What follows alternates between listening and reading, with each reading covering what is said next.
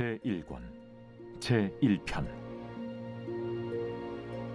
복 있는 사람은 악인들의 꾀를 따르지 아니하며 죄인들의 길에 서지 아니하며 오만한 자들의 자리에 앉지 아니하고 오직 여호와의 율법을 즐거워하여 그의 율법을 주야로 묵상하는도다.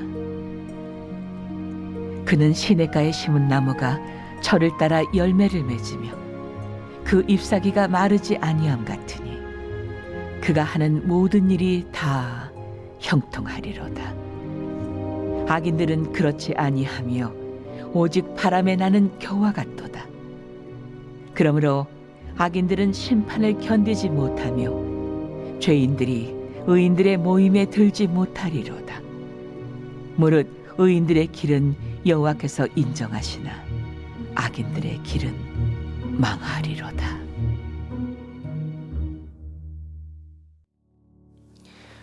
오늘부터 우리가 시편을 이제 새벽마다 읽게 됩니다.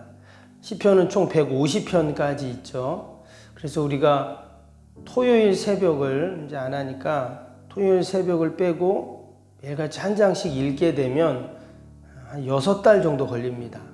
그래서 조금 지루하다는 느낌이 들 수도 있는데, 또 다른 한편으로는 시편만큼 성경에 다양한 그런 책이 없습니다.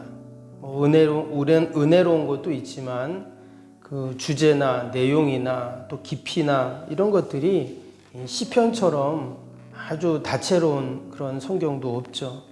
그래서 일찍이 종교개혁자인 루터는 시편을 가르쳐서 미니 바이블이다 이렇게 이야기를 했습니다. 왜냐하면 이 시편에는요, 창조 이야기부터 시작을 해서 마지막 종말의 이야기까지 다 나옵니다. 구약에 나오는 시내산에서 율법을 받았던 내용, 또 성막과 성전을 짓는 내용, 또 포로 생활했다가 다시 이스라엘 백성들이 돌아온 내용, 또 장차 오실 메시아에 대한 내용, 아무튼 이런 모든 성경에 나오는 모든 내용이 시편 안에 다 들어가 있습니다. 뿐만 아니라 개인의 어떤 삶, 개인의 기쁨, 슬픔, 이런 희노애락도 다 기록이 되어 있고, 또 한 나라의 흥망성쇠, 또 전 우주적인 그런 차원에서의 모든 일들이 다 이 시편 안에 기록이 되어 있죠. 또 인간에 대한 이야기를 하는 것 같은데, 또 다른 한편으로는 하나님에 대한 또 이야기를 하고 있습니다. 그래서 우리가 시편을 읽다 보면 하나님의 마음을 우리가 또 헤아리게 되죠. 하나님께서 시편을 읽는 동안 또 하늘로부터 우리에게 내려주시는 그 위로와 또 축복과 기쁨과 평안이 있습니다. 그래서 설교의 황태자라고 하는 스펄전 목사님은 이 시편을 가르쳐서 시편은 성경의 보화 중에 보화다 이런 말을 했어요. 그만큼 이 시편이 귀한 책이라는 것이죠. 그래서 우리가 새벽마다 시편을 한 편 한 편 읽어가면서 시편 안에 담겨있는 그 보화를 캐내는 여러분, 저와 여러분이 꼭 되실 수 있기를 축복합니다. 이 시편은요, 구약시대 때부터, 구약의 제사 때부터 그렇게 읽고 노래했던 것이 바로 이 시편입니다. 초대교회 때도 보면 이 시편을 노래한 것뿐만 아니라 암송을 했습니다. 교부시대 때도 마찬가지고요. 예배 형식 중에 이 150편을 중에 한 편씩 이 시편을 낭송하거나 또 노래하는 예배 때 그 예배 순서에 들어가 있습니다. 그래서 우리도 보면 이 교동문이 있잖아요. 이 교동문이 시편이 많이 들어가 있는데, 저 예배, 우리 전통 예배 가운데 이 교동문을 집어넣는 이유가 바로 그런 예배 전통을 이어가는 것입니다. 예배 변천사를 보면은요, 이 시편은 때로는 낭송을 하기도 하고요, 또 때로는 시편송이라고 해서 그냥 시편에다가 음을 넣어서 이제 노래로 부르는 거예요. 그렇게 해서 시편을 예배 순서 가운데 계속 넣었습니다. 우리가 시편을 읽는 이유가 무엇인가? 시편은 시이면서 또 노래이면서 또 기도이면서 복음서에 보면 예수님도 시편을 많이 인용을 하셨습니다. 그리고 또 뒤에 보면 이제 113편부터 118편까지 할랄시라고 해가지고요. 이것은 이제 시편 찬양을 할 때 이 할랄시, 이 할랄 시편을 그렇게 노래를 했다, 이렇게 찬양을 했다, 이렇게 기록이 되어 있습니다. 그러니까 우리가 이 시편을 그냥 읽지만 예전에는 노래로 많이 불렀어요. 그러니까 여러분 시편을 많이 읽으시면 그게 찬양이 되고 또 기도가 되고 또 그것이 또 여러분 은혜가 분명히 될 줄로 믿습니다. 오늘 1편은 시편 150편의 요약이라고 할 수 있는 것이 바로 시편 1편입니다. 그래서 아주 시편 1편이 중요한데 6절밖에 안 되잖아요. 너무 짧습니다.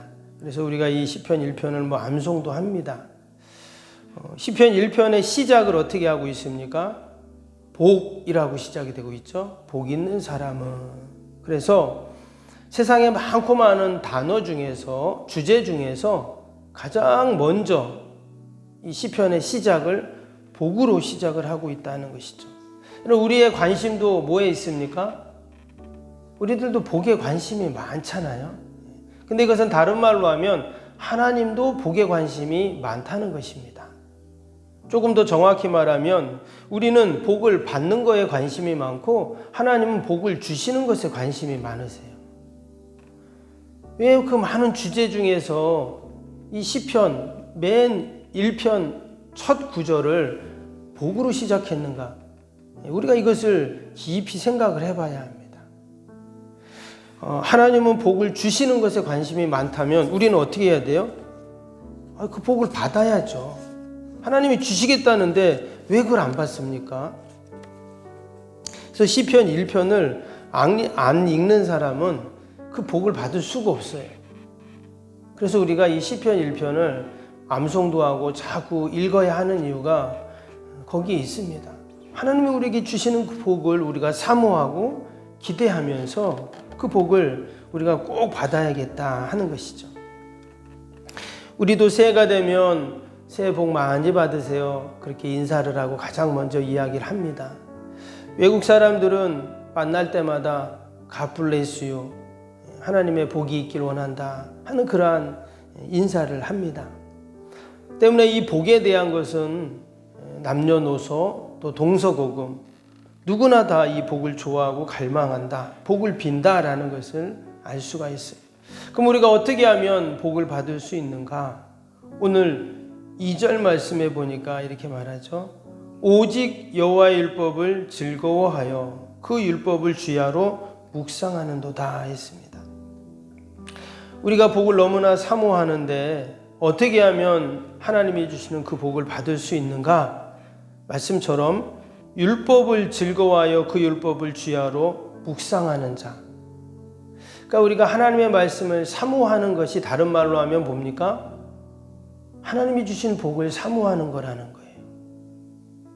우리가 말씀을 읽고 정말 말씀을 너무 귀히 여기고 또 말씀을 받으려고 하고 그 말씀을 통해서 우리가 하나님의 뜻을 깨닫고 또 위로도 받고 격려도 받고 하늘의 지혜도 얻고 우리가 이러잖아요. 그런데 그것이 뭐냐? 그게 바로 하나님께 복을 받는 비결이라는 거예요. 그래서 여러분, 복은 뭐와 연결이 돼요? 여러분, 말씀과 연결이 되는 줄로 믿습니다. 내가 하나님의 그 복을 사모하면서 하나님 나에게 좀 축복해 주세요 그러면서 말씀과는 점점 멀어지면 그런 복과 멀어지는 거예요.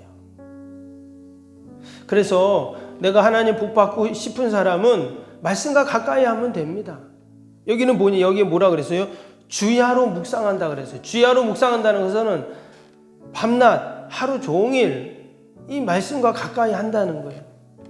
내 안에 말씀으로 가득 채우고 늘 말씀을 생각하고 말씀을 묵상하고 말씀을 읽고 또 때로는 암송하고 또 선포되는 말씀인 목사님 설교 말씀을 또 내가 듣고 또 묵상하고 되새기고, 여러분 이것이 바로 하나님의 은혜와 복을 받는 여러분 비결인 줄로 믿습니다.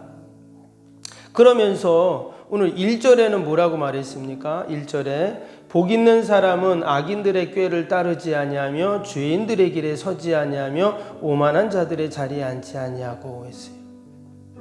조금 더 이제 구체적으로 말씀을 내가 사모하면 하나님의 은혜와 복을 받게 되는데 그것을 조금 더 구체적으로 설명을 한 것입니다. 그럼 말씀을 사모한다는 것이 뭔가? 여기 지금 나온 것처럼 세 가지를 말했죠.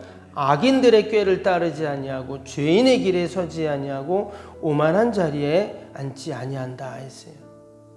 이것을 조금 더 우리에게 적용을 한다면 이렇게 말할 수가 있겠죠.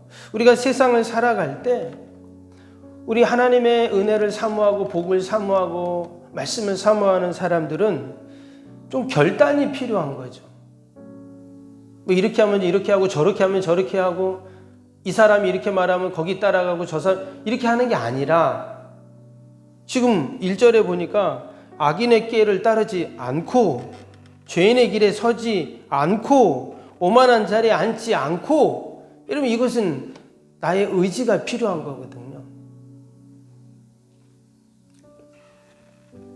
이런 결단과 또 단호한 의지로 우리가 살아갈 때 하나님의 복을 받을 수 있습니다. 여러분 주위에 하나님 복 받은 사람 한번 가만히 이렇게 보세요. 우리가 좀 연구할 필요가 있어요. 가만히 이렇게 보면 저 사람은 복 받을 수밖에 없구나 이 생각이 들어요. 저 사람은 하나님이 복을 안 줄 수가 없겠네 이런 마음이 들거든요. 그 사람은 예배하는 모습, 기도하는 모습, 또 봉사하는 모습, 또 헌금 생활하는 모습, 또 하나님 앞에 그 모습을 보면 저 사람 복 받을 수밖에 없어. 저러니 하나님이 저는 은혜를 주시고 복을 주시지. 이런 생각을 우리가 하게 됩니다.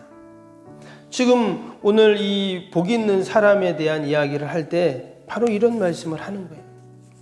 그냥 마치 가만히 있는데 감나무가 감이 다 익을 때가 돼서 그냥 뚝 떨어지는 게 아니라 하나님께서 가장 귀한 이 복된 그 복을 주시는데 그냥 아무렇게나 주시지 않고 하나님이 우리를 복 있는 사람으로 이렇게 만들어 주시고 우리가 그렇게 준비될 때 하나님이 그런 복을 주신다 분명히 말씀하십니다.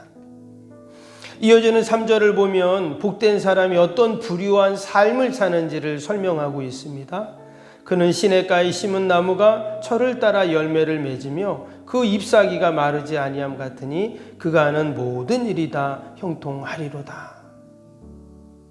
하나님이 주신 은혜와 복을 사모하면서 또 내가 그러한 의지로 결단으로 하나님 앞에 믿음으로 섰을 때 하나님이 복을 주시는데 그 복을 주시는 모습을 지금 복받은 사람의 모습을 이야기해요. 마치 시냇가 옆에 심겨진 나무가 늘 그 뿌리가 그 수분을 빨아들이니까 사시사철 잎이 푸르고 또 열매가 풍성하고 그 모습을 모든 하는 일이 형통하다 이렇게 지금 이야기를 하고 있습니다. 그래서 여기서 말하는 이 수분이 뭔가 당연히 시냇가에 심은 나무가 철을 따라 어떻게 이렇게 잎이 푸르고 과실을 맺을 수 있습니까? 늘 그 영양을 공급받고 수분을 공급받기 때문이죠. 근데 여기서 말하는 그 시냇가의 수분이 바로 하나님의 말씀을 의미하는 것입니다.